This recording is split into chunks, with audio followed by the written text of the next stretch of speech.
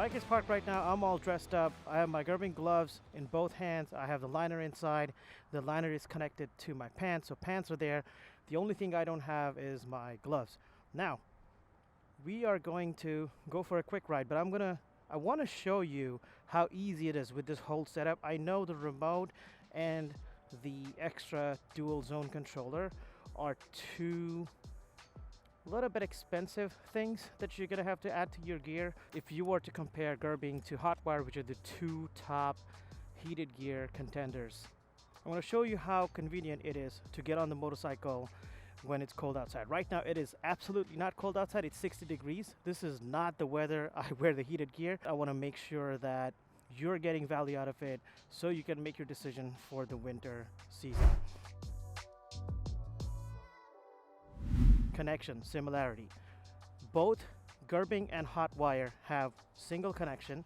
So one connection goes to motorcycle. You can use Y-splitter to have two separate connections. There's no need for that. One connection goes to motorcycle, and you have liner that connects to both of your gloves, and then there's another connection from liner to your pants. And then pants have more connection to your either the sole of the shoe or the liner or the actual socks. So depending on each brand, they have different offerings. So that's same, no changes there. The biggest change comes when you mount the motorcycle. So I connect this, right? I put this on, mount up, right?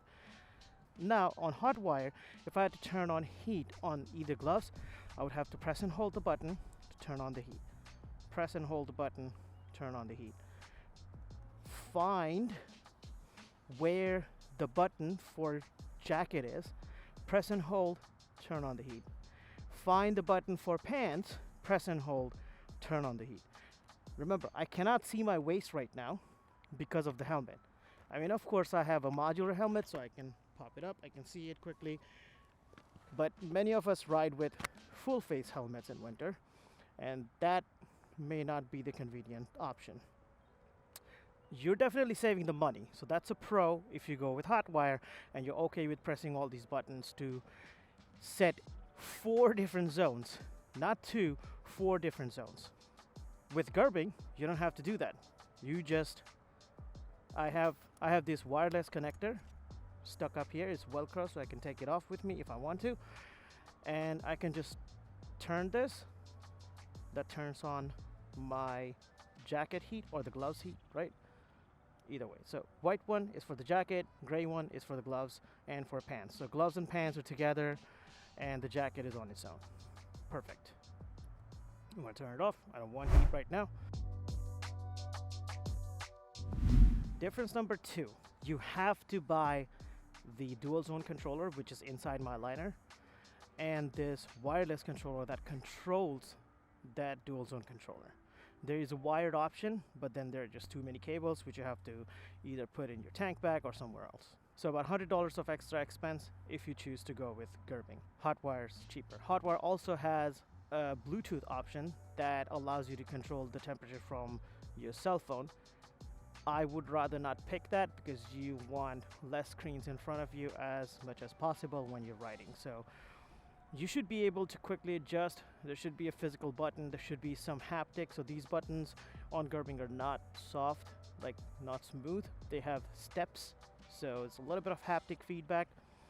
Not a motor, but you can feel the click, right? So that's plus. So Hotwire is cheaper because of that. The heating, I didn't find any difference. Heating is exactly the same. It's only cheaper because you don't need any additional controllers. Gerbing is a little bit more expensive. And finally, the third difference. Gerbing has 2 zones to control, right? So once you buy the dual zone controller, it can control jacket separately and it can control pants and gloves separately. 2 zones only. That's not the case with Hotwired. Because each comes with its own controller mounted on the garment, right?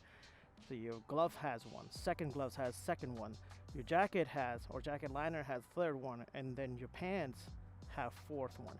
So there are total 4 control zones, right? And you get 4 control zones. If you want to get that granular with your heating options, you don't have to buy anything extra because they're built in. So that's a huge benefit if you're into controlling specific zones. Maybe your right hand gets too colder than your left hand. All right, maybe put more heat on the right hand side and less heat on the left hand side. There could be multiple reasons. I don't know. Hey, we're individuals. I'm not going to consider that that's not the case. So if you are into granularity, maybe Hotwired is the best option for you. But for Gerbing, you have to buy this dual zone or single zone controller, whatever you want to use. So 2 zones on Gerbing versus 4 zones on Hotwired. And that's it.